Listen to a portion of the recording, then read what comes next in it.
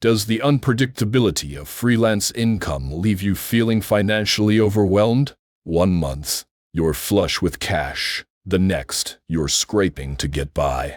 But what if I told you there's a way to budget that works even when your income doesn't?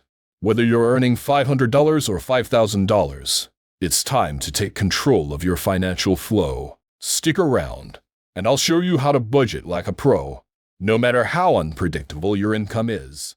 As a freelancer, income can swing wildly from month to month. That's why budgeting starts with knowing. Identify your essential fixed expenses like rent and utilities, and your variable costs like dining out. Fixed expenses are the same each month, so knowing them ensures you cover your basics even in lean months. Variable expenses are flexible, and in tight months, these are where you can make adjustments. Now that you've mapped out your spending, let's create a buffer for those months when your income takes a dip.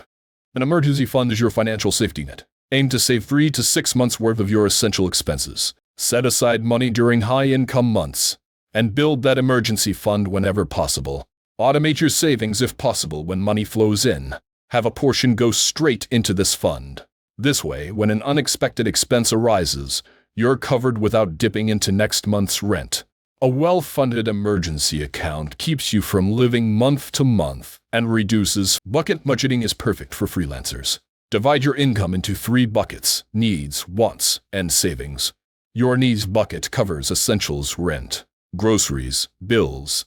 This should be around 50. The wants bucket is for the non-essentials, but keep this under 30 of your income.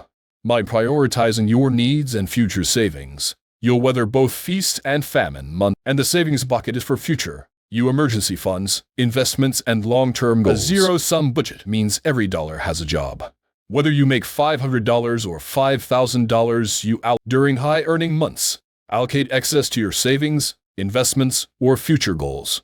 Even when your income drops, a zero-sum budget keeps you from spending impulsively.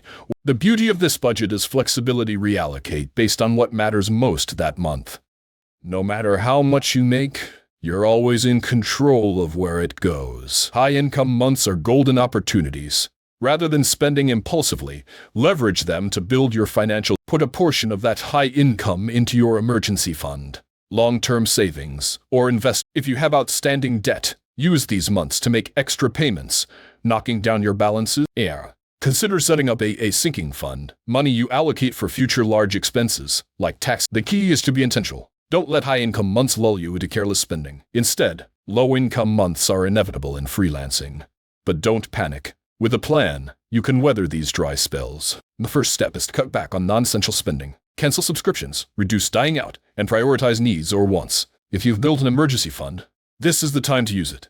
Cover your essentials without stressing about Use sinking funds for planned expenses like taxes or business costs, so you're not caught off guard during. You can also consider taking on additional work during these months, whether that's small side gigs or part-time work. Projecting your cash flow is a key part of managing freelance income. Start by estimating your income for the next few months based on past trends. Track expected income from clients, projects, and invoice due dates to see what funds are expected. When you anticipate low-income months ahead, adjust your spending and focus on covering essentials. And when your income spikes, set aside extra cash for months when work may dry up. This keeps you prepared for the ups and downs. A projected cash flow helps you plan for feast and famine cycles so you're never caught off guard. While managing unstable income is important, don't lose sight of long-term goals like buying a home, retirement, or investing. Start by setting small, achievable savings goals, like putting 10% of your monthly income into an investment or investing. Even small amounts helps build wealth over time. Explore low-risk options like index funds. Remember, the earlier you start, the more time your investments have to grow. Consistency is the key, even if your income fluctuates. By setting long-term goals and sticking to them, you'll build financial security for your future, no matter how unpredictable. Now that you know how to master your freelance income, it's time to take control. If you liked this video, hit the like button and subscribe for more tips, and share it with. Together, we can all learn how to succeed in freelancing.